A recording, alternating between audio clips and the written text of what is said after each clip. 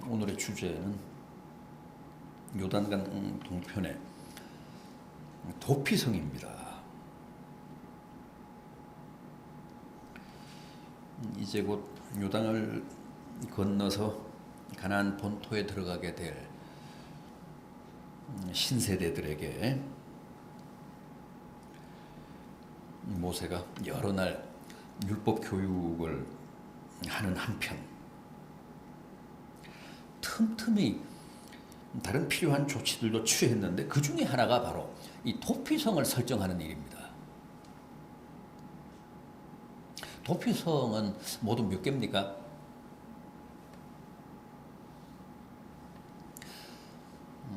여섯 개였죠. 요단강을 기준으로 아직 요단강 이쪽인 동편의 셋, 그리고 요단강을 건너서 요단강 저편인 요단강 서쪽의 셋, 그래서 합이 6개였습니다. 그런데 아직 요단강을 건너기 전인 이쪽, 그러니까 요단강 동편의 도피성 셋은 모세가 설정을 했습니다. 그리고 요단강 서쪽, 요단강 건너편의 도피성 3개는 모세의 후계인 여호수아가 훗날 설정을 했습니다. 그럼 모세가 정한 요단강 동편의 도피성 셋은 어디입니까? 오늘 우리가 함께 본 본문 41절 이하에 나오죠. 베셀, 그 다음에 길르앗 라못, 그리고 바산 골란, 이렇게 셋입니다. 베셀은 루벤 지파를 위한 도피성이고, 또 길르앗 라못은 갓 지파를 위한 도피성이고, 골란, 바산 골란은 므낫세 지파를 위한 도피성이라고 합니다. 왜냐하면 이 지파들은 다 요단강 동편 땅을 배분받은 족속이어서 그렇습니다.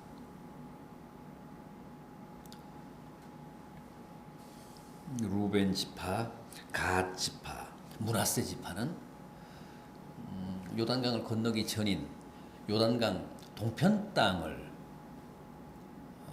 배분받았잖아요. 그래서 그들 지파를 위한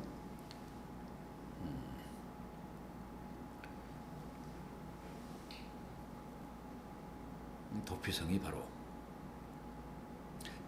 베셀이고 라못이고 골란이었습니다.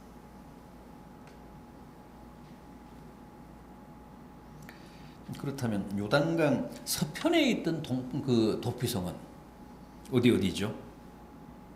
그러니까 여호수아가 요단을 건너서 가나안에 들어간 다음에 설정한 도피성 3곳 어디입니까?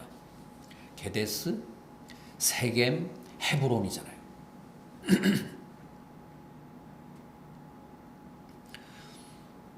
요단을 중심으로 가나안 전체 48개, 48개 성읍 가운데서 절묘한 위치 6곳을 설정해서 도피성을 세웠습니다. 이것은 팔레스틴 어디서든 하루길입니다. 어느 성읍에서든 도피성을 가기 위해서는 하루길만 가면 됩니다. 어느 성읍에서든 반경 32km 내외에 위치해 있었습니다. 일단 도피성이 있는 지방에 들어서면 도피성으로 가는 도로가 아주 크게 잘 조성이 되어 있었습니다. 폭이 14m니까 당시로서는 굉장한 도로였죠.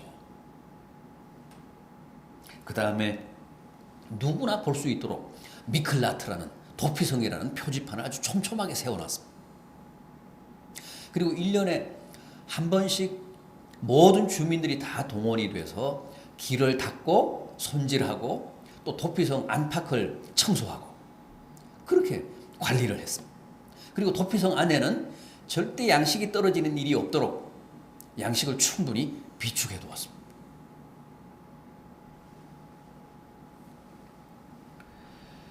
참, 이 도피성 제도는 생각할수록 놀랍습니다.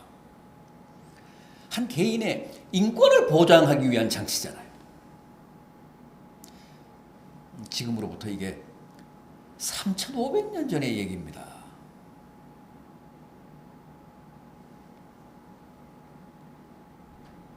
기가 막힌 제도죠. 인권을 제일의 가치로 여기는 현대 국가에서도 이렇게까지 하지는 못할 겁니다. 이스라엘은 가나안에 들어가 새로운 국가를 건립하기도 전에 이미 인권을 보호하기 위한 장치인 이 도피성 제도부터 도입을 했습니다. 물론 이것은 모세의 창작이 아니고 하나님이 명령하신 율법입니다. 하나님이 명령하신 겁니다. 도피성을 세워라. 억울한 사람들을 보호해라. 인권을 보호해라. 그동안은 광야를 유랑하면서 살았지만 이제 곧 가나안에 들어가서 한 국가로서 정착하며 이제 살게 될 텐데 그러다가 보면 피할 수 없이 서로 간의 이해 충돌이 발생하고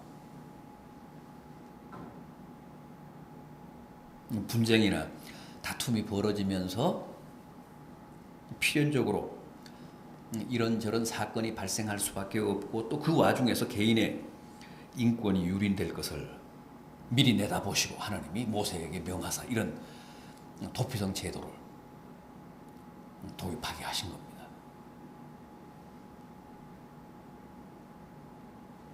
자, 그렇다면 미클라트, 이 도피성이란 뭡니까? 사람이 이 땅에서 지을 수 있는 가장 큰 죄는 역시 살인죄죠. 사람이 사람을 죽이는, 해치는 죄. 따라서 살인죄에 대한 징벌, 살인죄에 대한 형벌은 다른 그 어떤 그 죄에 대한 징벌보다도 무거울 수밖에 없습니다. 가장 큰 죄니까. 사람 죽인 죄가 가장 큰 죄니까. 다른 죄에 비해서 상대적으로 살인죄를 지은 자에게 가하는 형벌은 그만큼 클 수밖에 없습니다. 만약 살인죄에 대한 처벌이 가벼우면 사회 정의가 무너집니다. 그 사회가 유지가 되지를 않습니다. 툭하면 사람 죽일 거 아닙니까? 그래서 어느 사회나 어느 나라나 살인죄는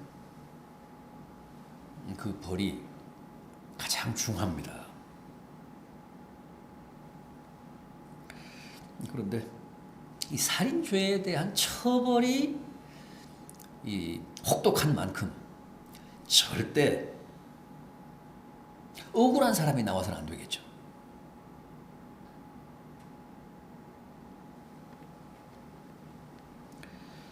그러니까 의도적인 살인과 본의 아닌 그 과실로 인해서 발생하는 살인을 엄격하게 구분할 필요가 있다는 겁니다.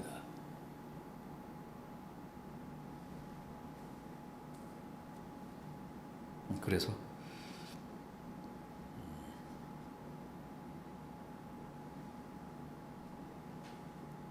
누명을 쓰는 사람이 있어서도 안 되고 전혀 살인을 할 뜻이 없었는데 과실치사로 결국은 사람이 죽은 사건에 대해서 충분히 본인의 소명을 듣고 고의적인 살인 범죄와 구분해서 아무튼 취급해야 할 그런 현실적인 필요가 있었던 겁니다. 그 사실을 하나님이 인정을 하신 겁니다. 살인은 살인이지만은 고의적인 살인과 고의적이지 않은 본의 아닌 살인을 구분해서 재판해야 한다. 심판해야 한다. 이 도피성은 바로 중한 죄를 지었으되 본의 아닌 죄를 지은 자를 보호하기 위한 처소였습니다.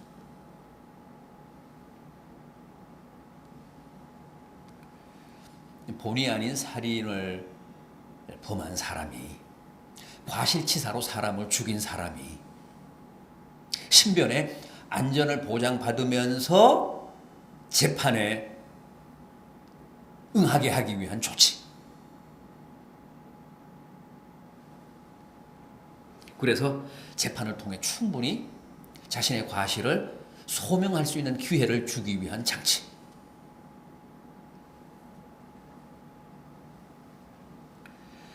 그래서 도피성에는 몇 가지 원칙이 있습니다. 살인자가 아무튼 그 억울한 살인자가 도피성에 피신을 했다고 해도 그 성 안에 있으면서 반드시 재판을 받아야 합니다. 그래서 과실치사라는 사실이 밝혀져야 율법에 의한 용서와 보호를 받지, 그렇지 않고 고의로 이웃을 살해한 경우가 밝혀지면 아무리 도피성에 피신한 자라도 끌어내어 죽이라고 했습니다.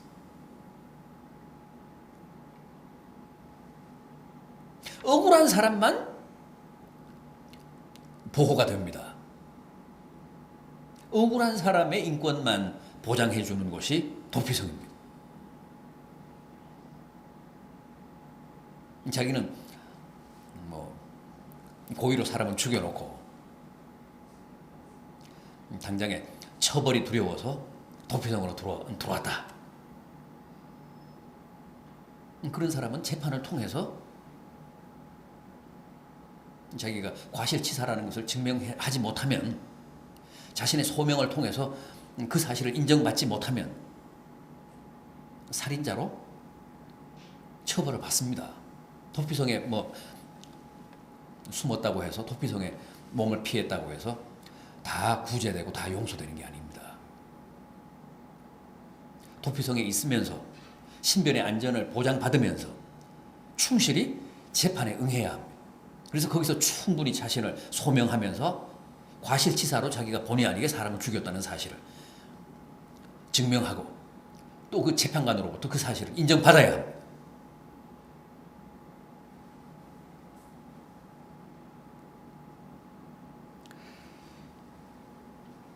다음은 무죄하고 억울한 누명을 쓰고 도피성에 피신한 사람이 도피성에 있지 않고 나돌아다니면 안 됩니다. 그래서 처벌을 받습니다. 그 사람은 법적인 보호를 못 받습니다. 도피성 생활이 답답하다거나 자기 정서에 안 맞다거나 해서 도피성을 다시 이탈하면 율법의 보호를 못 받습니다. 그 사람은 피해자의 가족으로부터 보복을 당해도 율법의 보호를 받지 못합니다. 도피성을 이탈하면 안 된다. 반드시 도피성 안에 머물러야 한다는 거예요. 이것도 중요한 원칙입니다.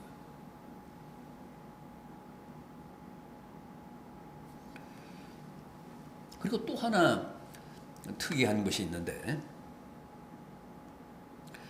대제사장이 죽으면 그해 도피성에 피신해 있는 사람들은 무조건 사면 복권이 됩니다. 재판도 안 받고 다 사면 복권이 됩니다. 설령 도피성에 피해 있는 사람이 과실이 아닌 의도적으로 남을 해친 사람이라고 해도 대제사장이 죽으면 6개 도피성에 피신해 있는 모든 사람들이 그 순간 완전하게 완벽하게 사면 복권이 됩니다. 대제사장의 죽음이 모든 사람의 죄를 사했다. 그런 사상 때문에 그렇습니다. 그 대속의 사상 때문에 그렇습니다. 그러니까 대제사장이 죽는 해에 도피성으로 피신한 사람들은 굉장한 행운입니다. 특별히 사면이 됩니다. 무조건 사면 복권이 됩니다. 자, 그렇다면 이 도피성이 뜻하는 복음적인 의미는 뭘까요? 하나님이 이스라엘 백성들에게 맨 먼저 도피성 건설을 명하신 것은 인간의 나약함과 죄성을 인정하신 겁니다. 아무리 하나님의 택하신 백성이라고 해도 인간은 어쩔 수 없이 죄를 짓는다는 거죠. 죄를 지을 수밖에 없다는 겁니다. 때로는 살인까지도 범할 수밖에 없는 존재가 인간이라는 거예요. 하나님이 그 사실을 진작부터 인정하셨습니다. 그래서 요단강도 건너기 전에 도피성부터 만들라고 하셨잖아요. 도피성 제도부터 도입하라고 하셨잖아요.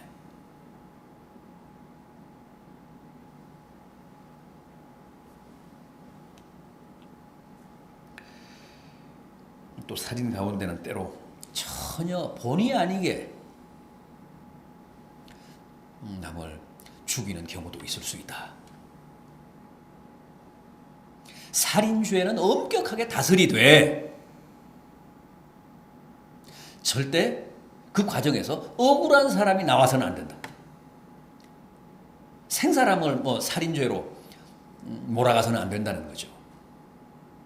그런 사람은 충분히 자신의 행위를 소명하게 하고 그래서 고의성이 없는 과실치사인 경우는 용서함으로써 인권을 보호해야 된다는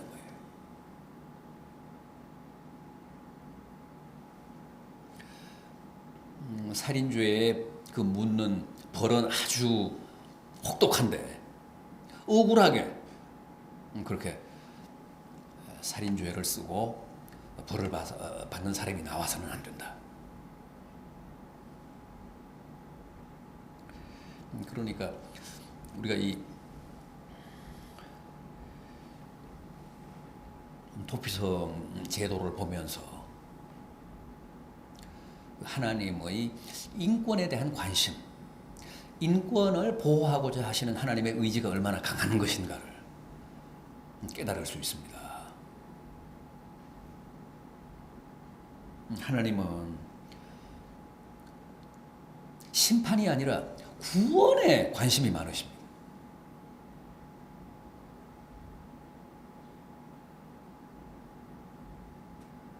살인범은 반드시 벌해야 되지만 그 중에 단 한 명이라도 억울한 희생자가 나와서는 안 된다. 억울한 희생자를 생산함으로써 개인의 인권을 제도로 침해해서는 안 된다는 거죠.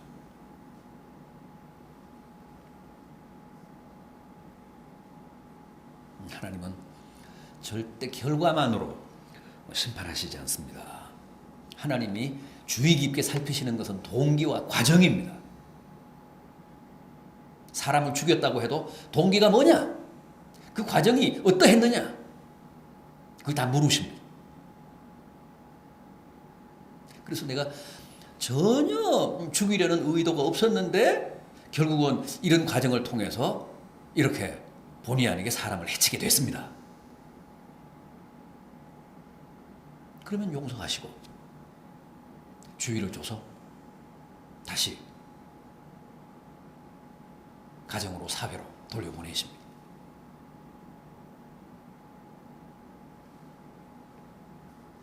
그래서 누구의 가슴에도 한이 맺히게 해서는 안 된다. 법은 엄격하게 적용하고 또 죄 지은 사람은 혹독하게 벌할지라도 그 과정에서 생사람을 잡아서는 안 된다는 거죠. 억울한 사람이 발생해서는 안 된다. 국가 권력으로 혹은 법으로 개인의 인권을 해치거나 유린해서는 안 돼, 침해해서는 안 된다는 거예요.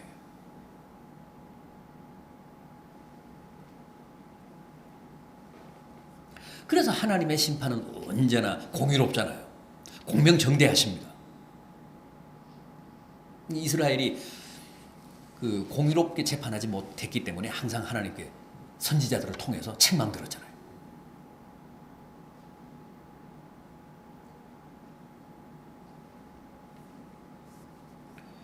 우리가 하나님의 본성을 얘기할 때 공의로우신 하나님 그러는데 하나님은 그렇게 우리를 대하실 때 또 우리의 허물을 심판하실 때 공정하게 하십니다. 공의롭게 하십니다. 정의롭게 하십니다. 그리고 사람이 사람을 재판하고 판단할 때도 그런 공의로운 잣대를 요구하십니다. 그래서 제일 먼저 이 도피성 제도를 도입하게 하신 겁니다.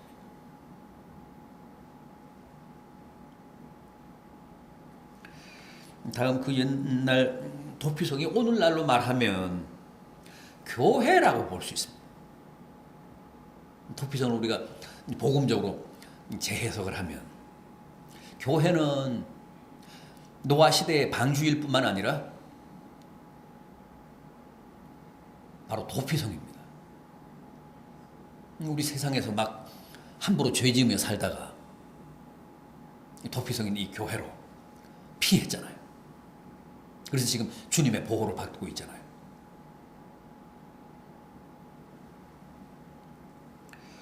교회는 확실합니다. 마지막 시대에 방주면서 도피성입니다. 교회는 주님의 몸입니다. 주님의 품입니다. 수고하고 무거운 짐진 자들아 다 내게로 오라 내가 너희를 쉬게 하리라. 주님 그렇게 말씀하셨는데 주님 자신이 곧 도피성 되심에 대한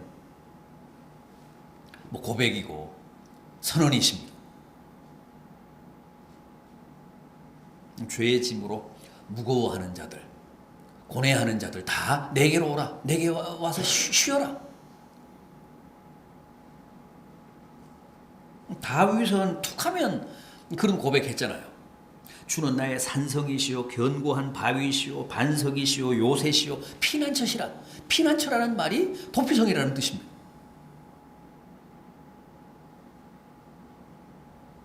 그가 나의 방패가 되시나니 1000명이 내 왼쪽에서 10,000명이 내 오른쪽에서 엎드러지나 그 재앙이 내게 가까이 오지 못하리라. 주님이 곧 나의 도피성이라는 다윗의 고백이고 찬양이었습니다.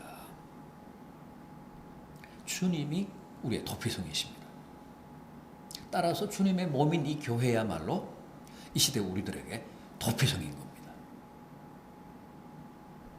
뿐만 아니라 주님은 우리의 영원한 무엇입니까? 대제사장이시잖아요.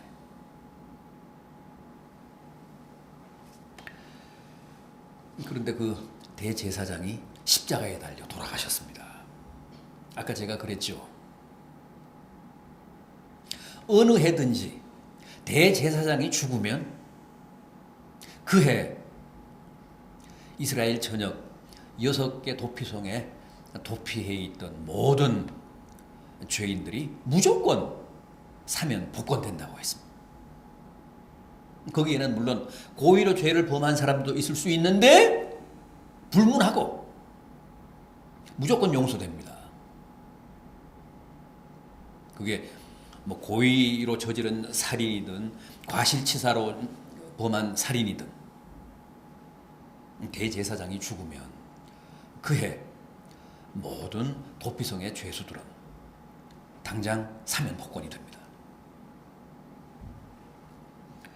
사실 우리가 다 그 혜택을 입고 있는 사람들 아닙니까? 우리가 세상에서 죄를 범했을 때 부지불식간에 범한 죄뿐이 아니잖아요. 제만 있었던 것은 아니잖아요. 고의적인 죄도 얼마든지 있었잖아요. 그런데 우리의 영원한 대제사장이신 주님이 십자가에 달려 돌아가심으로 이 도피성에 피한 모든 죄인들의 죄가 무조건 해소가 된 겁니다. 무조건 용서가 된 겁니다. 사실은 우리들이 다 대제사장이 죽음으로 말미암은 사면복권의 축복을 누린 자들입니다.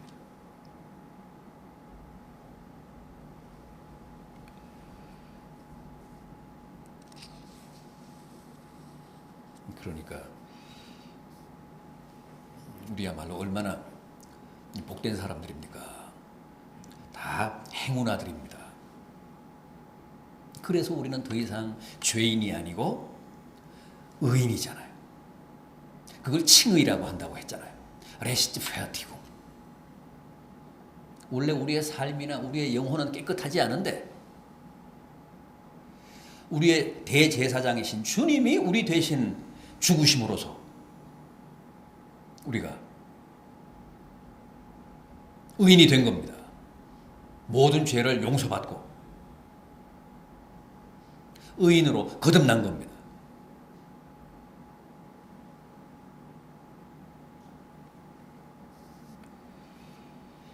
도피성 제도, 이 도피성 사상, 도피성의 의미가 오늘 우리에게도 큰 깨달음과 은혜와 축복이 되기를 진심으로 기원합니다.